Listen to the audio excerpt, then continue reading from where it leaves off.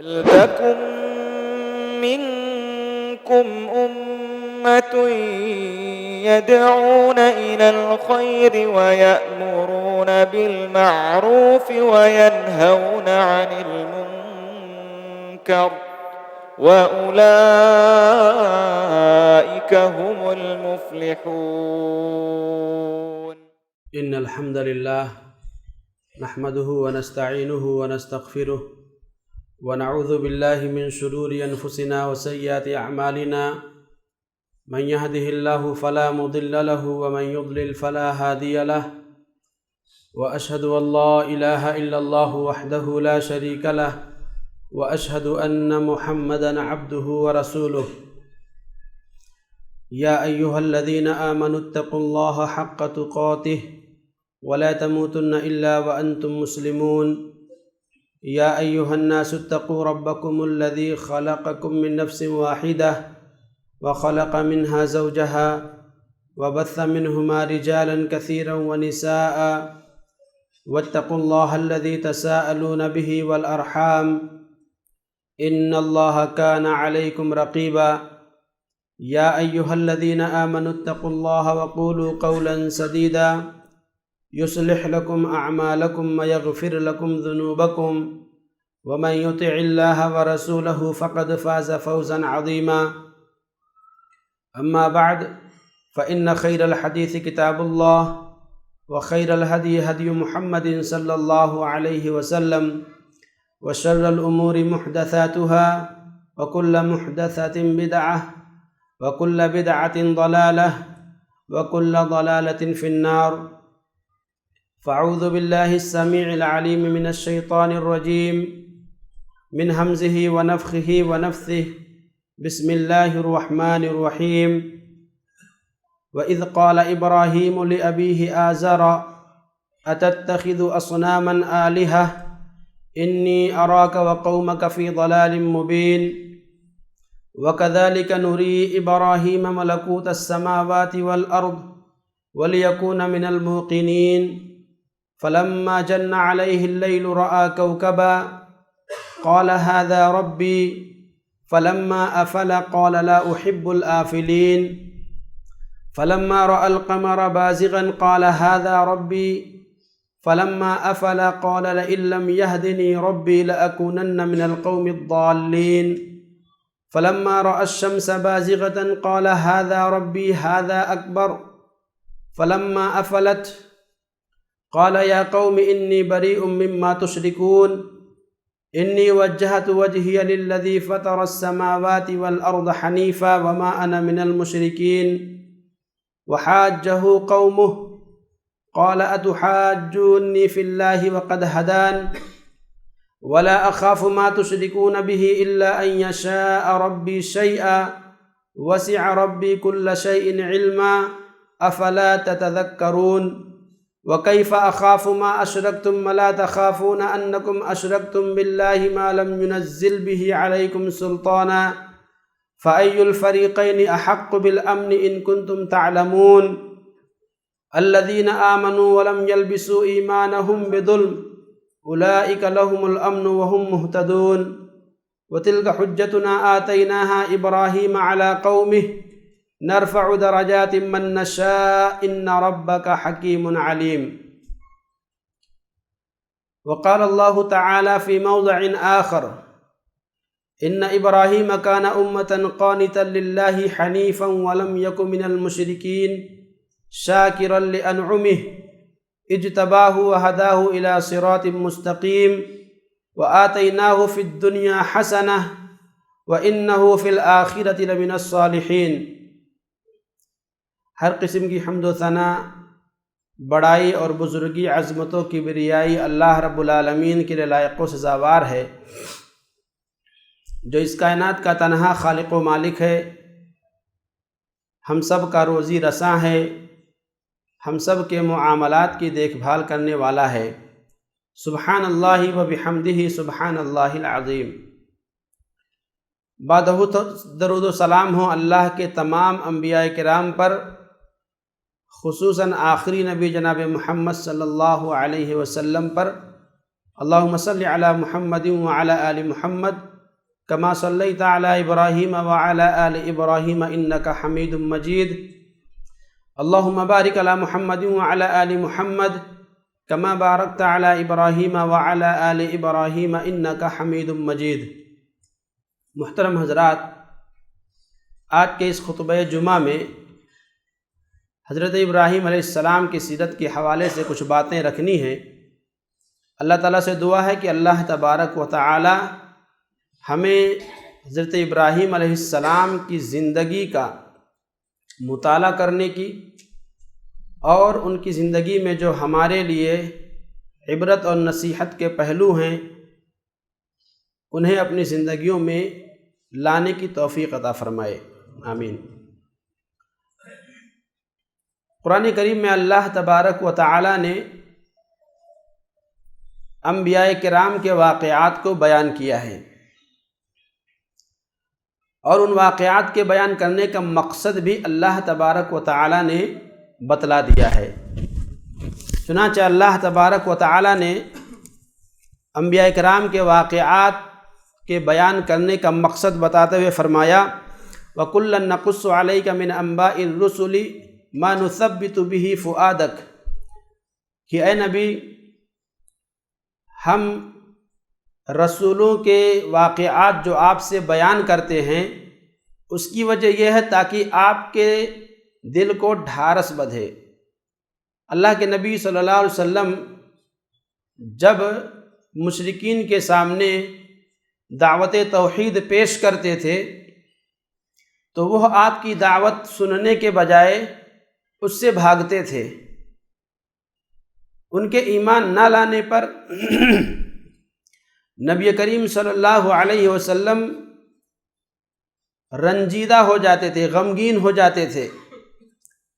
تو اللہ تبارک و تعالی نے انبیاء کرام کے واقعات کو بیان کیا اور بیان کر کے فرمایا کہ یہ صرف آپ کے ساتھ نہیں ہو رہا ہے بلکہ آپ سے پہلے جتنے بھی انبیاء کرام آئے سب کے ساتھ ایسا ہی ہوا کہ ان کی قوم نے ان کو جھٹلایا، ان کی تکذیب کی اور ان پر ایمان نہیں لائے۔ تو اللہ نے فرمایا کہ ہم آپ سے رسولوں کے واقعات اس لیے بیان کرتے ہیں تاکہ آپ کے دلوں کو ڈھارس بدھے۔ اور دوسرا مقصد اللہ نے فرمایا وَهُدًى وَذِكْرَى لِلْمُؤْمِنِينَ، کہ یہ واقعات جو انبیاء کرام کے ہم آپ کے سامنے بیان کر رہے ہیں اس کا مقصد یہ ہے کہ مومنوں کے لیے ان واقعات میں عبرت و نصیحت کے بہت سارے پہلو ہیں، بہت ساری چیزیں ہیں جن سے اہل ایمان کو فائدہ اٹھانا چاہیے اور ان سے عبرت اور نصیحت پکڑنی چاہیے۔ ہم چلتے ہیں حضرت ابراہیم علیہ السلام کی سیرت کی طرف۔ حضرت ابراہیم علیہ السلام کی سیرت کا تذکرہ اللہ تبارک و تعالی نے قرآن مجید میں بار بار کیا ہے۔ کیوں کیا ہے؟ کیونکہ نبی کریم صلی اللہ علیہ وسلم جہاں مبعوث ہوئے وہ مکہ کی سرزمین تھی، اور وہاں کے رہنے والے اس بات کے دعوے دار تھے کہ ہم حضرت ابراہیم علیہ السلام کی اولاد سے ہیں، اسماعیل علیہ السلام کی اولاد ہیں جن کا تعلق ڈائریکٹ حضرت ابراہیم علیہ السلام سے ہے۔ تو یعنی یہ لوگ اپنے آپ کو حضرت ابراہیم علیہ السلام کی طرف منسوب کرتے تھے کہ ہم حضرت ابراہیم علیہ السلام کے دین کے پیروکار ہیں۔ یہ لوگ اپنے آپ کو حضرت ابراہیم علیہ السلام کے دین کی پیروی کرنے والے گردانتے تھے، فخر کرتے تھے اس بات پر کہ ہم حضرت ابراہیم علیہ السلام کے دین پر چلنے والے ہیں۔ اسی طرح سے یہود اور نصارہ بھی حضرت ابراہیم علیہ السلام کو اپنا پیشوا اور اپنا مقتدی گردانتے تھے۔ اس لیے اللہ تبارک و تعالی نے قرآن مجید میں یہود، نصارہ اور مشرکین ان سب کے عقائد کے رد کے لیے حضرت ابراہیم علیہ السلام کی سیرت کو جا بجا بیان کیا کہ جس ابراہیم کو تم اپنا پیشوا اور مقتدی بناتے ہو ان کا کیا عقیدہ تھا، ان کا کیا عمل تھا، ان کی کیا دعوت تھی، اور تمہارا عقیدہ و عمل کیا ہے اور تمہاری دعوت کیا ہے۔ وہ کہاں موحد تھے، تنہا اللہ کے پرستار، اور تم ہو کہ ہزاروں دیوی دیوتاؤں کے ماننے والے۔ تو اللہ تبارک و تعالیٰ نے اس لیے حضرت ابراہیم علیہ السلام کی سیرت کا ذکر قرآن مجید کے اندر بار بار بیان کیا ہے۔ حضرت ابراہیم علیہ السلام کے والد کا نام آزر تھا۔ اللہ تبارک و تعالیٰ نے قرآن مجید میں اس کا ذکر کیا اور فرمایا وَإِذْ قَالَ إِبْرَاهِيمُ لِأَبِيهِ آزَرَ، کہ جب ابراہیم نے اپنے باپ آزر سے کہا اِنِّي أَرَاكَ وَقَوْمَكَ فِي ضَلَالٍ مُبِينٍ، ان کے والد بت پرست تھے، اور صرف بت پرست نہیں تھے بلکہ بت بناتے بھی تھے، اور اس سے بڑھ کر کے بات یہ کہ حکومت وقت میں انہیں ایک خاص مقام اور درجہ حاصل تھا۔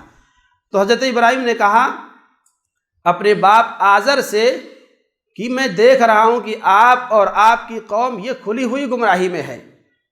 جس اللہ کو پوجا کرنی چاہیے تھی، جس اللہ کی عبادت و بندگی کرنی چاہیے تھی، اس اللہ کو چھوڑ کر کے سورج چاند ستاروں کی پرستش کر رہے ہو، دیوی دیوتاؤں کی پرستش کر رہے ہو، مورتیوں کی پوجا کر رہے ہو، کہ میں تمہیں کھلی ہوئی گمراہی میں دیکھ رہا ہوں۔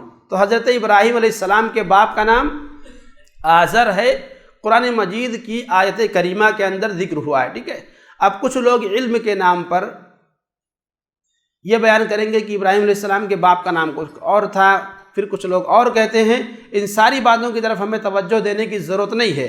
قرآن نے کہہ دیا کہ آپ کے باپ کا نام آزر تھا، بس یہ اتنا ہمارے لیے کافی ہے۔ تو حضرت ابراہیم علیہ السلام کے والد کا نام آزر، اور آپ کے والد کا کام کیا تھا؟ بت بنانا، بتگر تھے۔ قرآن مجید میں حضرت ابراہیم علیہ السلام کا ذکر تقریباً 63 آیتوں میں آیا ہے۔ 63 آیتوں میں حضرت ابراہیم علیہ السلام کا واقعہ آیا ہے۔ آپ کا چہرہ کیسا تھا؟ اس سلسلے میں بخاری مسلم کی مشہور و معروف حدیث واقع معراج کے ضمن میں اللہ کے نبی نے بیان فرمایا کہ مجھے جبرائیل امین 7ویں آسمان پر لے گئے، اور وہاں پر ایک خوبصورت باریش بزرگ آدمی ایک گھر کی دیوار سے ٹیک لگا کر بیٹھے ہوئے تھے۔ تو حضرت جبرائیل علیہ السلام نے کہا ھذا ابوک ابراہیم، یہ آپ کے والد ابراہیم ہیں، فسلم علیہ، ان سے سلام کر لیجئے۔ چنانچہ اللہ کے نبی کہتے ہیں فسلمت علیہ، میں نے ان سے سلام کیا۔ تو حضرت ابراہیم علیہ السلام نے جواب دیا اور اس کے ساتھ کہا مرحبا لابن الصالح والنبی الصالح، کہ نیک بیٹے اور نبی صالح بیٹے کا استقبال ہے، ہم انہیں ان کا خیر مقدم کرتے ہیں، انہیں ویلکم کہتے ہیں۔ پھر صحابہ کرام سے اللہ کے نبی نے کہا اگر کوئی آدمی ان کا چہرہ جاننا چاہتا ہے تو مجھے دیکھ لے۔ تو گویا کہ حضرت ابراہیم علیہ السلام کا چہرہ نبی کریم صلی اللہ علیہ وسلم کے چہرے جیسا تھا، یا جیسا اللہ کے نبی صلی اللہ علیہ وسلم کا چہرہ تھا ویسا ہی چہرہ حضرت ابراہیم علیہ السلام کا بھی تھا۔ حضرت ابراہیم علیہ السلام جس ماحول میں پیدا ہوئے، جہاں پیدا ہوئے وہاں کا ماحول دیکھیے کہ گھر کے اندر بھی کفر و شرک ہے، محلے کے اندر بھی کفر و شرک ہے، اور حکومت بھی کفر و شرک والی ہے، یعنی وہاں توحید کا کوئی نام و نشان ہی نہیں ہے۔ لیکن آپ دیکھیے اللہ تبارک و تعالیٰ کی سنت رہی ہے بطور خاص انبیاء کرام کے سلسلے میں کہ اللہ تبارک و تعالیٰ نے بچپن سے ہی ان کی حفاظت اور نگہداشت فرماتے، اللہ تعالیٰ ان کی حفاظت کرتا ہے۔ حضرت موسیٰ علیہ السلام کی حفاظت فرمائی، بچپن سے لے کر کے فرعون کے دربار میں پہنچنے تک اللہ تعالیٰ نے موسیٰ علیہ السلام کی حفاظت فرمائی۔ اسی طرح سے حضرت یوسف علیہ السلام کہ اللہ تبارک و تعالیٰ نے انہیں بچپن سے لے کر کے مصر کے تخت پر بیٹھنے تک اللہ نے آپ کی حفاظت فرمائی۔ بھائیوں کا حسد، وہاں کی کنویں کے اندر ڈالا جانا، پھر آگے بیچ دیا جانا، پھر عورتوں کا آپ کے اوپر یعنی آپ کو اپنی طرف مائل کرنے کا فتنہ، یہ سارے فتنے اور ان تمام فتنوں میں اللہ تبارک و تعالیٰ نے آپ کی حفاظت فرمائی اور آپ کو محفوظ رکھا۔ اسی طرح سے ہمارے نبی جناب محمد صلی اللہ علیہ وسلم کہ اللہ کے نبی یعنی 40 برس تک نبوت سے پہلے کی جو زندگی ہے 40 برس، اس 40 برس میں کبھی بھی آپ نے شرک کا ارتکاب نہیں کیا۔ تو اللہ تبارک و تعالیٰ کی ایک خاص سنت رہی ہے انبیاء کرام کے تعلق سے کہ اللہ تبارک و تعالیٰ بچپن ہی سے ان کی حفاظت کرتا ہے۔ شرک اور کفر سے، غلط چیزوں سے اللہ تعالیٰ انبیاء کرام کی حفاظت فرماتا ہے۔ اللہ تبارک و تعالیٰ نے بطور خاص حضرت ابراہیم علیہ السلام کے متعلق فرمایا کہ ہم نے وَلَقَدْ آتَيْنَا إِبْرَاهِيمَ رُشْدَهُ مِنْ قَبْلُ وَكُنَّا بِهِ عَالِمِينَ کہ ہم نے ابراہیم کو پہلے سے ہی یعنی بچپن ہی سے ہدایت دی تھی، رشد عطا کیا تھا، وَكُنَّا بِهِ عَالِمِينَ اور ہم ان کے بارے میں بخوبی جاننے والے تھے۔ تو یہ اللہ تبارک و تعالیٰ کی خاص نگرانی اور حفاظت ہوتی ہے انبیاء کرام کے ساتھ کہ انبیاء کرام ہر قسم کے کفر اور شرک سے نبوت سے پہلے بھی محفوظ رہتے ہیں۔ اسی طرح سے دیکھیے جب حضرت ابراہیم علیہ السلام یا انبیاء کرام کو لے لیجئے کہ انبیاء کرام کا علم اللہ کے تعلق سے علم الیقین سے آگے کا درجہ ہے عین الیقین، یعنی ایک چیز ہوتا ہے جیسے آپ کو کسی نے آ کر کے بتلایا کہ یہ ایک فلاں حادثہ ہوا ہے، تو یہ کیا ہے کسی سے سن کر کے ہمیں پتہ چلا، یہ علم الیقین ہے یعنی علم ملا، اور ایک ہے عین الیقین، آپ نے اپنی آنکھ سے اس چیز کا مشاہدہ کیا ہے، تو آنکھ سے مشاہدہ کرنے کا جو علم ہے وہ ایک دم یقینی ہے، یہ ایک الگ معاملہ ہے، اور کسی سے سن کر کے آپ کو علم ہوا تو یہ ایک الگ علم ہے۔ تو انبیاء کرام کا جو علم تھا اللہ تبارک و تعالیٰ کے سلسلے میں، شریعت کے سلسلے میں ان کا علم عین الیقین کے درجے پر تھا، اسی لیے حضرت ابراہیم علیہ السلام نے اللہ تعالیٰ سے مطالبہ کیا، رب ارنی کیف تحیی الموتیٰ، اے اللہ مجھے دکھا دے کہ تو کیسے مردوں کو زندہ کرتا ہے۔ اللہ نے پوچھا اولم تؤمن، ایمان نہیں ہے؟ ایمان نہیں ہے کہ اللہ تعالیٰ زندہ کر سکتا ہے؟ کہا کیوں نہیں، بلا ولکن لیطمئن قلبی، اطمینان قلب کے لیے ہے، اطمینان قلب کے لیے ہے۔ اللہ نے کہا ٹھیک ہے 4 پرندوں کو لے لو، انہیں اپنے پاس رکھو، مانوس کر لو، آپ کو پہچان جائیں، پھر ان کی بوٹیاں کر کے الگ الگ 4 پہاڑوں پر رکھ دو، آواز لگاؤ، وہ تمہارے پاس پہنچ جائیں گی۔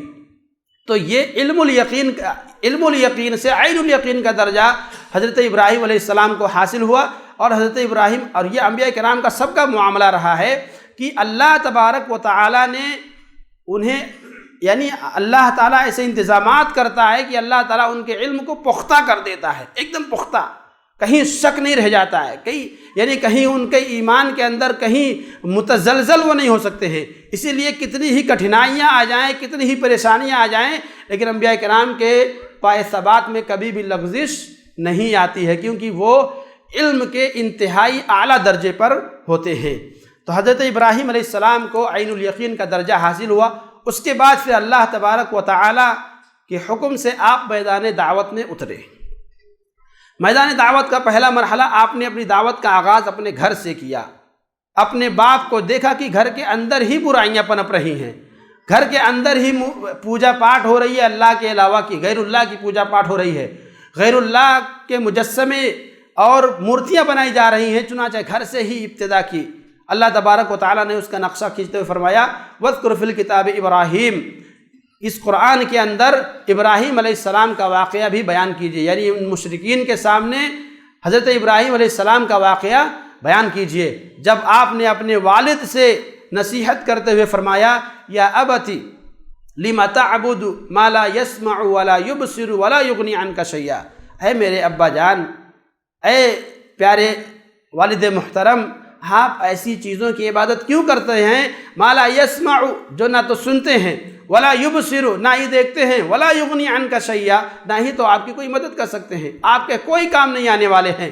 یا ابتی انی قد جاءنی من العلم، اے میرے والد محترم، میرے پاس ایسا علم آیا ہے ما لم یأتک، جو آپ کے پاس نہیں آیا ہے، فاتبعنی، آپ میری بات مانیے، میں جو کہہ رہا ہوں وہ سنیے، اہدک صراطا سویا، میں آپ کو سیدھا راستہ بتاؤں گا۔ یا ابت لا تعبد الشیطان، اے میرے والد محترم، شیطان کی پرستش نہ کریں، شیطان کی پوجا نہ کریں، ان الشیطان کان للرحمن عصیا، بے شک شیطان یہ رحمان کا نافرمان ہے، اس شیطان کی پیروی نہ کرے۔ یعنی دیکھیں حضرت ابراہیم علیہ السلام سب سے پہلے اپنے گھر سے دعوت کا آغاز کر رہے ہیں۔ پتہ یہ چلا کہ اگر ہم اور آپ دعوت کے میدان میں اترنا چاہتے ہیں، ہر ایک شخص ہم میں سے داعی ہے، ایک بات آپ یاد رکھیں، ہم میں سے ہر ایک شخص اپنی علم کے حد تک اور اپنی استطاعت بھر داعی ہے، اس کی ذمہ داری ہے کہ وہ دعوت کا فریضہ انجام دے۔ اللہ کے نبی نے کیا فرمایا؟ من رأى منکم منکرا فلیغیرہ بیدہ، اگر کوئی آدمی کوئی برائی دیکھے تو اس کو مٹائے، اگر ہاتھ سے مٹانے کی طاقت ہے تو ہاتھ سے مٹائے، ظاہر سی بات ہے اگر ہم اپنے گھر کے نگراں ہیں، ہم اپنے گھر کے ذمہ دار ہیں، کلکم راع و کلکم مسئول عن رعیتہ، ہر ایک آدمی راعی ہے یعنی ذمہ دار ہے، نگہبان ہے، اور اس سے اس کی نگہبانی اور ذمہ داری کے بارے میں پوچھا جائے گا۔ تو ہم میں سے ہر آدمی ذمہ دار ہے، ہماری ذمہ داری بنتی ہے کہ ہم اپنے گھر کی اصلاح کریں۔ باہر ہم نہیں نکل سکتے ہیں، اگر کم از کم پڑوس والے کو ہم کچھ نہیں کہہ سکتے ہیں، اگر اسے نہیں سمجھا سکتے ہیں تو کم از کم اپنے گھر کی تو ذمہ داری ہماری بنتی ہے کہ ہم اپنے گھر والوں کی اصلاح کریں۔ تو دیکھیے حضرت ابراہیم علیہ السلام اپنے والد محترم کی اصلاح سے اور انہیں دعوت دینے سے اپنی دعوت کا آغاز کر رہے ہیں، اور کہہ رہے ہیں کہ اپنے والد کو سب سے پہلے آپ نے دعوت پیش کی۔ چنانچہ آپ کے والد نے آپ کی دعوت سننے کے بجائے اور اس پر کان دھرنے کے بجائے الٹا آپ کو دھمکیاں دیں، لَأَرْجُمَنَّكَ، کہ اگر زیادہ بکواس کرو گے، اگر اس طرح کی باتیں بار بار لا کر کے میرے سامنے پیش کرو گے، لَأَرْجُمَنَّكَ، تو یاد رکھنا میں تجھے پتھروں سے مار مار کے ہلاک کر دوں گا۔ یعنی دھمکی ہو رہی ہے، باپ بیٹے کو دھمکی دے رہا ہے کہ اگر زیادہ بولو گے، زیادہ کہو گے، ہمارے معبودوں کو غلط کہو گے، جھوٹا کہو گے، انہیں کچھ کہو گے تو ہم آپ کے ساتھ بہت ہی برا حشر کریں گے۔ بہرکاف حضرت ابراہیم علیہ السلام کی دعوت کا مرحلہ بڑھتا ہے، گھر سے نکل کر کے آپ قوم تک آپ کی دعوت کا دائرہ وسیع ہوتا ہے، اور اس کے بعد پھر والد اور قوم سب سے خطاب کرتے ہیں، اور اللہ تبارک و تعالیٰ نے اس خطاب کا ذکر سورۃ الشعراء کے اندر تفصیل کے ساتھ کیا ہے۔ اللہ نے فرمایا وَاتْلُ عَلَيْهِمْ نَبَأَ إِبْرَاهِيمَ، حضرت ابراہیم علیہ السلام کا واقعہ بیان کیجئے۔ اِذْ قَالَ لِأَبِيهِ وَقَوْمِهِ مَا تَعْبُدُونَ، آپ نے اپنے والد سے اور اپنی قوم سے کہا کہ تم کن کی پوجا کرتے ہو، کن کی عبادت کرتے ہو۔ انہوں نے اپنی عبادت کا مدعا بیان کیا کہ بھئی ہم مورتیوں کی پوجا کرتے ہیں، ہم اپنے معبودوں کی پوجا کرتے ہیں، ایسا ہی ہم نے اپنے باپ دادا کو ان کی پوجا کرتے ہوئے پایا، اس لیے ہم انہی کی پوجا کرتے ہیں۔ تو حضرت ابراہیم علیہ السلام نے انہیں سمجھایا، ہر اعتبار سے سمجھایا کہ دیکھو جن کی پوجا کرتے ہو یہ تو آپ کی کوئی بات سن ہی نہیں سکتے ہیں، یہ آپ کی بات نہیں سن سکتے ہیں، یہ نہ تو آپ کی کوئی مدد کر سکتے ہیں، کچھ نہیں کر سکتے ہیں۔ اور پھر اپنے رب کا تعارف کرایا کہ میں کس رب کی پوجا کرتا ہوں، میں کس رب کی عبادت کرتا ہوں، الذی خلقنی فہو یہدین، میں اس رب کی عبادت کرتا ہوں جس نے مجھے پیدا کیا ہے اور پھر اس نے مجھے سیدھا راستہ بتایا ہے۔ والذی هو یطعمنی ویسقین، جو مجھے کھلاتا ہے اور پلاتا ہے، اور پھر وَإِذَا مَرِضْتُ فَهُوَ يَشْفِينِ، جب میں بیمار ہو جاتا ہوں تو وہی مجھے شفا دیتا ہے۔ یعنی پوری تفصیلات اللہ تبارک و تعالی کی صفات اور ساری چیزوں کا تذکرہ کیا، اور قوم کو سمجھا رہے ہیں، والد کو بھی سمجھا رہے ہیں کہ دیکھیے یہ رب ہے جو قابل عبادت ہے، اس کی پوجا ہونی چاہیے، تم جن کی پوجا کر رہے ہو یہ درست نہیں ہے۔ لیکن قوم پھر بھی ماننے کے لیے تیار نہیں ہے۔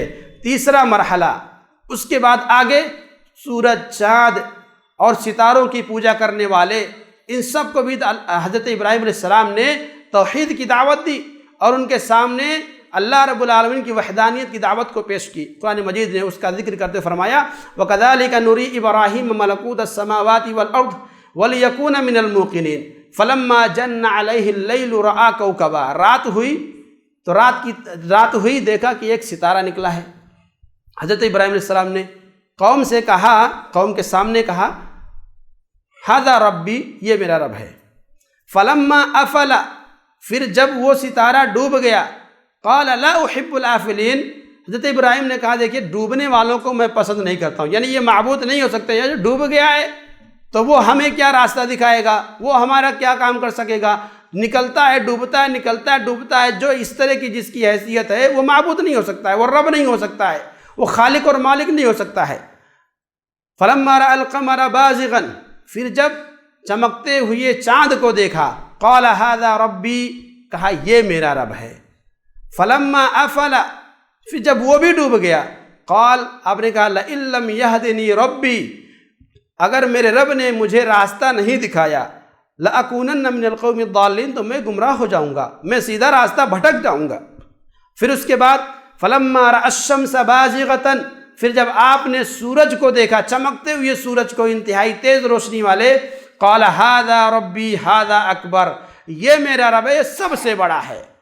فلما افلت، جب وہ سورج بھی ڈوب گیا تو ان ساری چیزوں سے برات کا اظہار کر لیا اور کہا انی وجہت وجہی للذی فطر السماوات والارض حنیفا وما انا من المشرکین، کہ بھائی یہ سب معبود نہیں ہیں، میں اس ذات کو معبود مانتا ہوں جس نے آسمان و زمین کو پیدا کیا ہے، اور میں ان تمام چیزوں کی شرک سے برات کا اظہار کرتا ہوں۔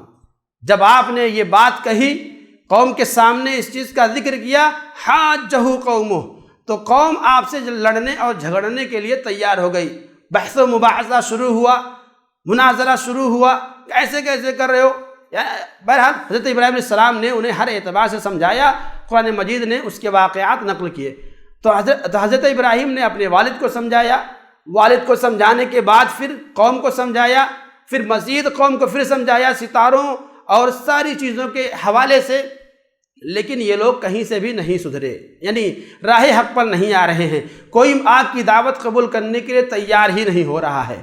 پھر آخرکار آخری مرحلہ، حضرت ابراہیم علیہ السلام سمجھاتے سمجھاتے تھک گئے، تو اب آپ نے فیصلہ کیا کہ اب عملی مظاہرہ کچھ کرنا ہے۔ اب کیا کرنا ہے؟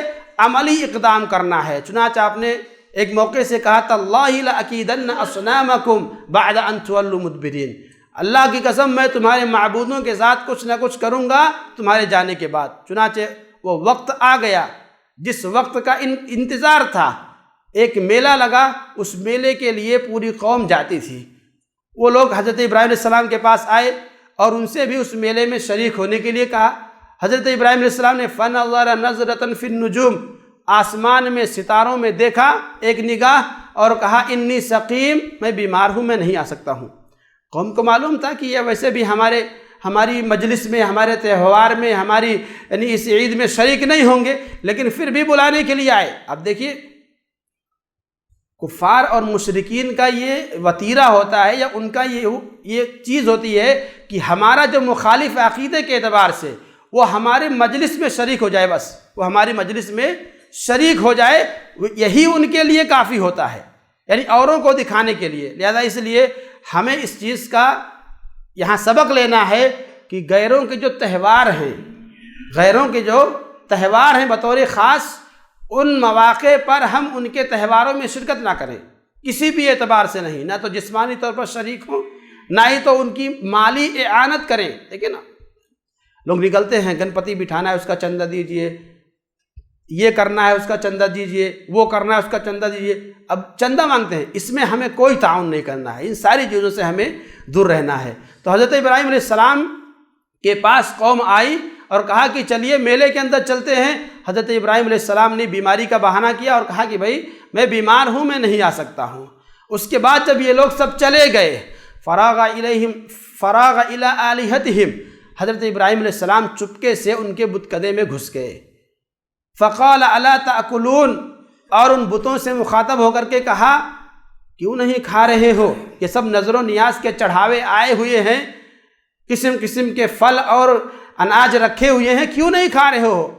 فراغ علیہم ضربا بالیمین، اور پھر لگے اپنے ایک طرف سے دائنی اور سے سب کو جو ہے کہ مارنا شروع کر دیا۔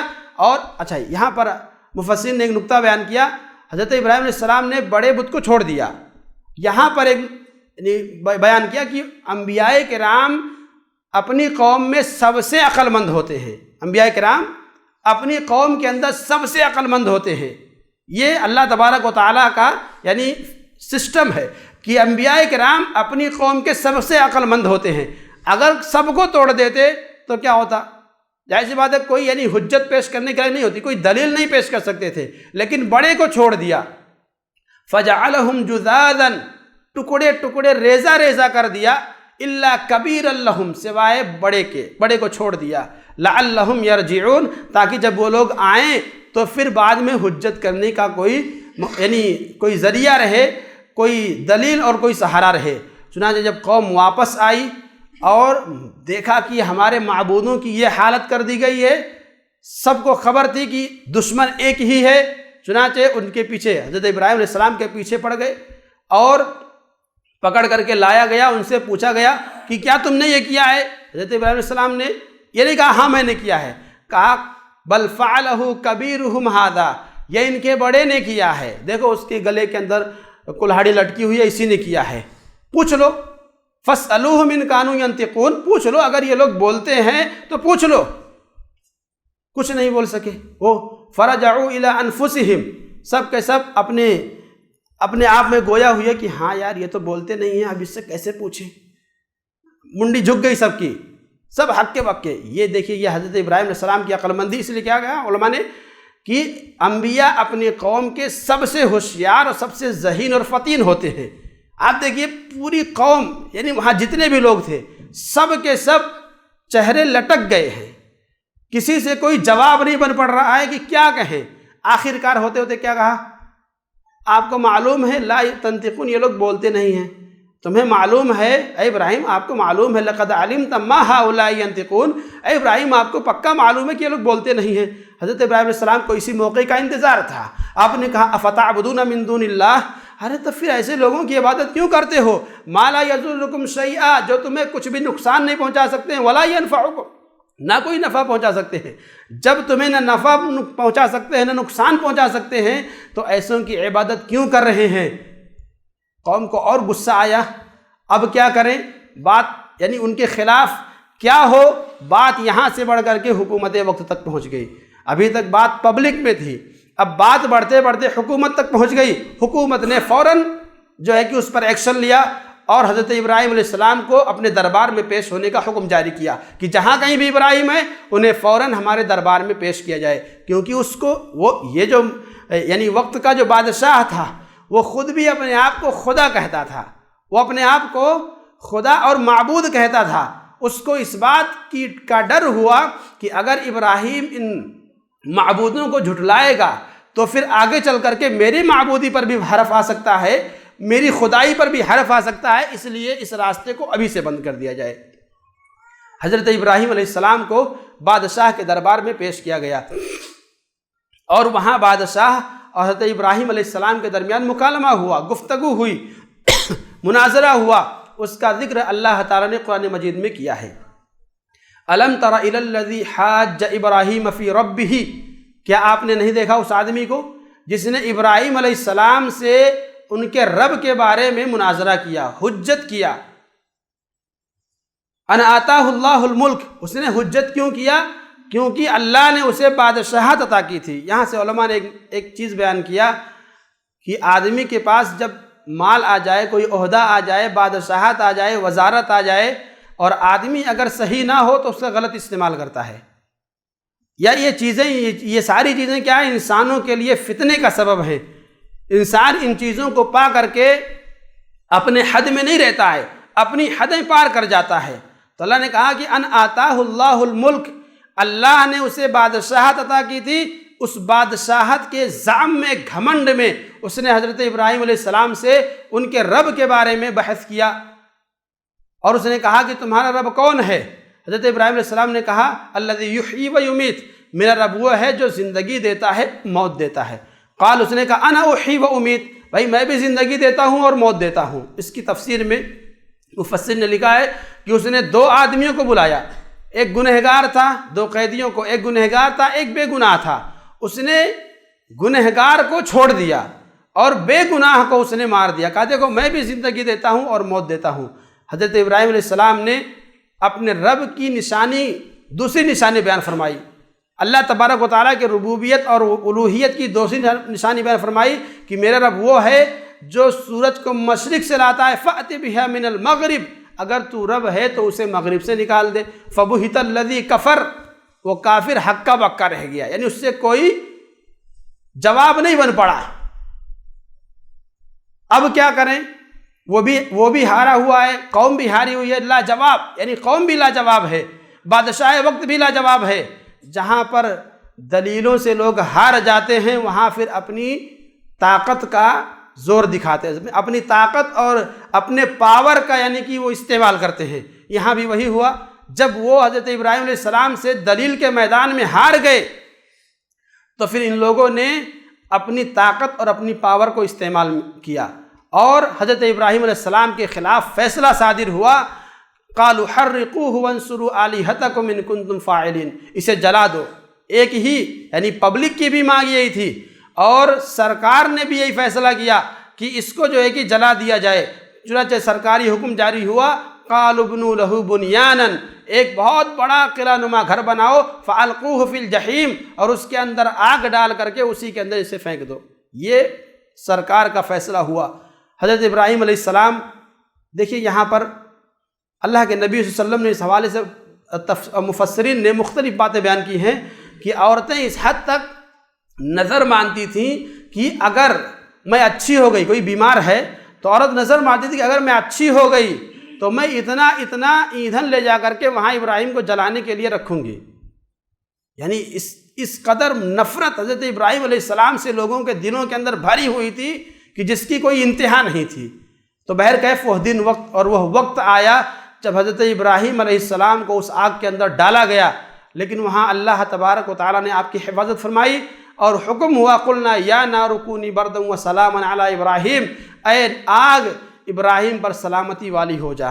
اس واقعے کے بعد پوری قوم کے اندر صرف حضرت لوط علیہ السلام آپ کے اوپر ایمان لائے۔ کون؟ ایک مرد، بس ایک آدمی حضرت ابراہیم علیہ السلام پر ایمان لایا۔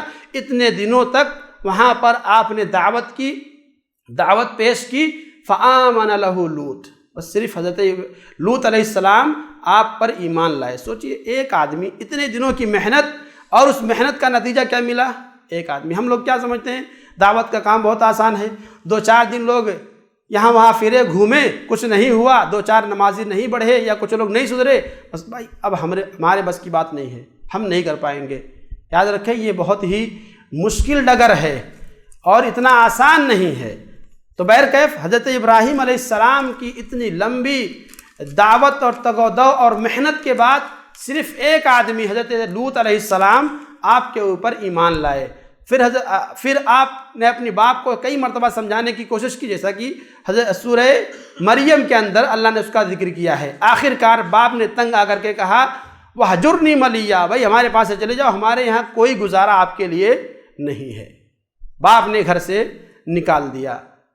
شہر کے لوگ، ملک کے لوگ آپ کے مخالف پہلے سے ہی ہیں۔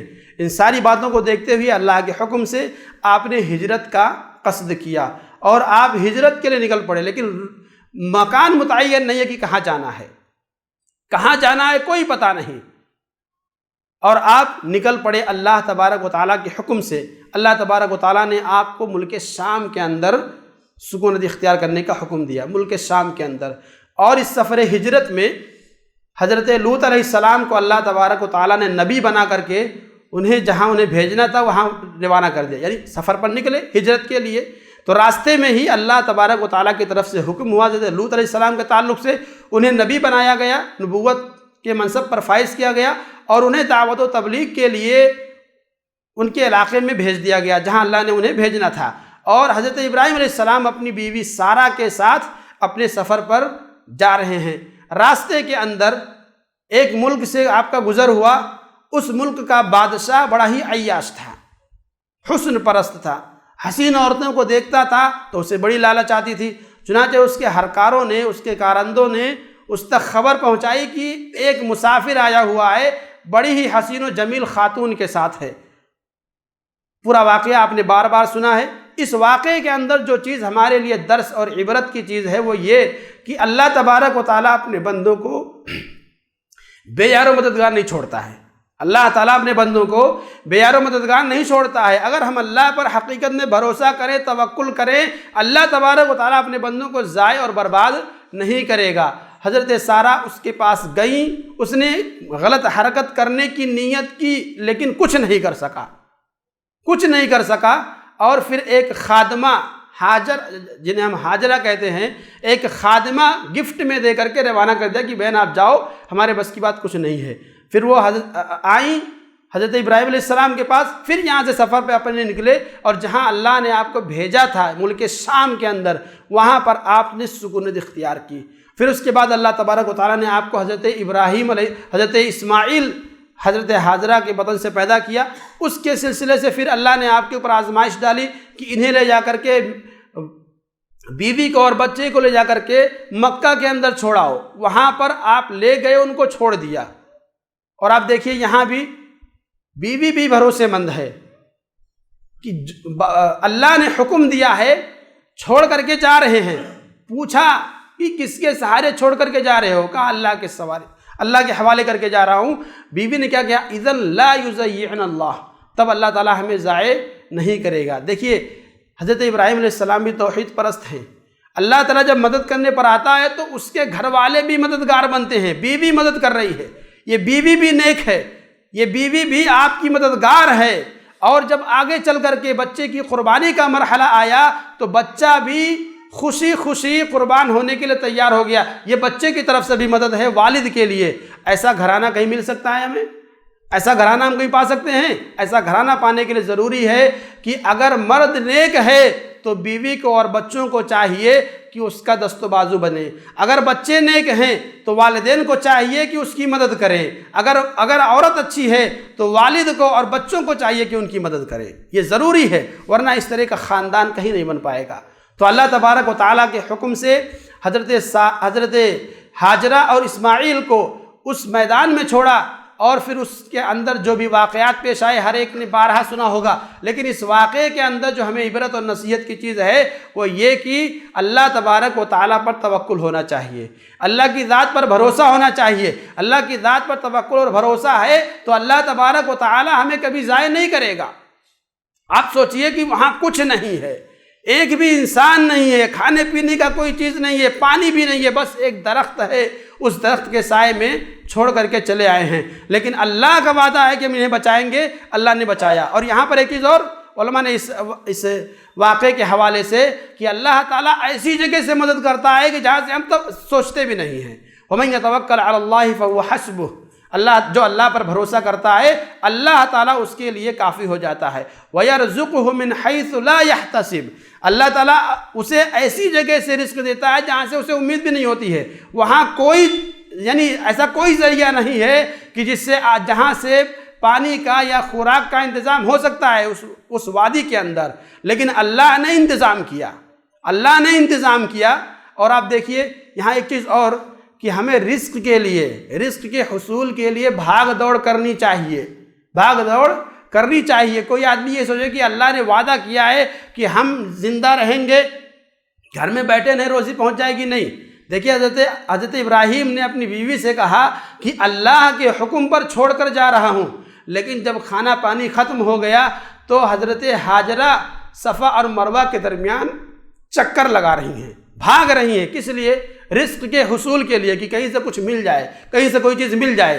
یہ بھاگنا ان کا ہر ادا اللہ تعالیٰ کو اس قدر پسند آئی کہ اللہ تبارک و تعالیٰ نے تا قیامت ہر ادا کو ہر سال دہرانے کے لیے رکھ دیا ہے۔ بہرحال حضرت ابراہیم علیہ السلام کی پوری زندگی میں ہم مسلمانوں کے لیے موجودہ دور کے حالات کے اعتبار سے بھی ہمارے لیے بہت ساری عبرتیں اور نصیحتیں ہیں، ہمارے لیے سبق ہے۔ دیکھیے آج بھی ہر طرف سے لوگوں کا ہمارے اوپر الغار ہے، چاہے وہ حکومتی سطح پر ہو، چاہے وہ عوام کی سطح پر ہو، ہر اعتبار سے یہاں حضرت ابراہیم علیہ السلام کی سیرت کو ہمیں یاد رکھنا ہے۔ اگر ابراہیم علیہ السلام کی سیرت کو یاد رکھیں گے، ان جیسا بننے کی کوشش کریں گے تو جیسے اللہ نے آپ کی مدد کی ویسے ہی اللہ تعالیٰ ہماری بھی مدد کرے گا۔ لیکن ہمارا کیا ہے؟ ہم ان سے بالکل الٹ ہیں۔ ہمارے یہاں عقیدہ توحید نام کا کوئی چیز ہے ہی نہیں۔ جو اپنے آپ کو موحد کہتے ہیں، توحید والے نا ہم لوگ، ہمارے یہاں بھی شرک کے ایسے ایسے راستے موجود ہیں کہ اللہ کی پناہ، ہر ایک کے گھر میں۔ آپ یہ نہ سوچیں شرک، اللہ کے نبی نے کہا کہ شرک دبیب النمل، چونٹی کی آہٹ سے بھی آہستہ، اتنے آہستے سے شرک ہمارے اندر آ جاتا ہے کہ ہم تصور بھی نہیں کر سکتے ہیں۔ تو اس موحد خلیل حضرت ابراہیم علیہ السلام کی سیرت یہ ہمارے لیے اسوہ اور نمونہ ہے۔ آج کے اس تاریک دور میں، اس مشکل اور کٹھن دور میں بھی ہمارے لیے اسوہ اور نمونہ ہے کہ کس طرح سے ان کے اوپر کٹھنائیاں آئیں، لیکن اس کے باوجود آپ اپنے مشن پر لگے رہے، کبھی آپ ایک قدم بھی پیچھے نہ ہٹے۔ ضرورت ہے کہ ہم بھی اسی طرح سے ڈٹے رہیں، اللہ اور اس کے حکم پر عمل کریں، اس کو مانیں، اس پر ڈٹے رہیں، یہ ضروری ہے۔ ہم کیا مسلمان ہیں؟ کیسے مسلمان ہیں؟ اللہ تعالیٰ خیر کرے۔ ضرورت ہے، واللہ ضرورت ہے کہ ہم سنجیدگی کے ساتھ سوچیں۔ یہ بھائی دنیا، اللہ ہمیں دنیا میں اللہ نے بھیجا ہے بس کھاؤ پیو اور اس کے بعد ایک وقت ہے متعین ہے، مر گئے چلے گئے ختم، بس کچھ نہیں اور کچھ نہیں ہے۔ اسی لحاظ سے ہم سب جیتے ہیں۔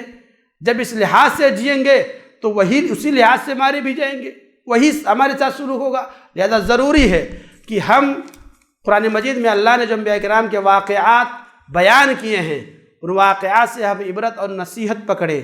دیکھیں جو قومیں صرف اپنے آپ کو یعنی کھاؤ پیو مر جاؤ اسی کے لیے تھیں، اللہ نے ان کے ساتھ وہی سلوک کیا، لیکن جنہوں نے کچھ کیا، جنہوں نے کوششیں کی، جنہوں نے سدھار کی کوششیں کی، اللہ تبارک و تعالیٰ نے انہیں ترقی دی، انہیں نجات دی، دنیا کے اندر بھی کامیابی ملی اور آخرت میں بھی وہ لوگ کامیاب ہوں گے۔ لہذا ضرورت ہے کہ ہم اپنے آپ کو دین سے جوڑیں اور اپنے آپ کو اللہ تبارک و تعالیٰ اور اللہ کے نبی کی سیرت اور حضرت ابراہیم علیہ السلام کی سیرت کو زیادہ سے زیادہ پڑھیں اور اس کے اندر جو ہمارے لیے اسباق ہیں انہیں دیکھیں، کیسے انہوں نے پامردی سے ہر جگہ مقابلہ کیا اور ہر جگہ اپنے موقف پر ڈٹے رہے۔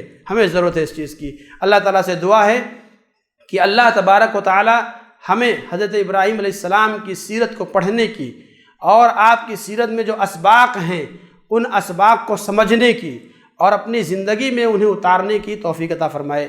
آمین۔ وآخر دعوانا ان الحمد للہ رب العالمین۔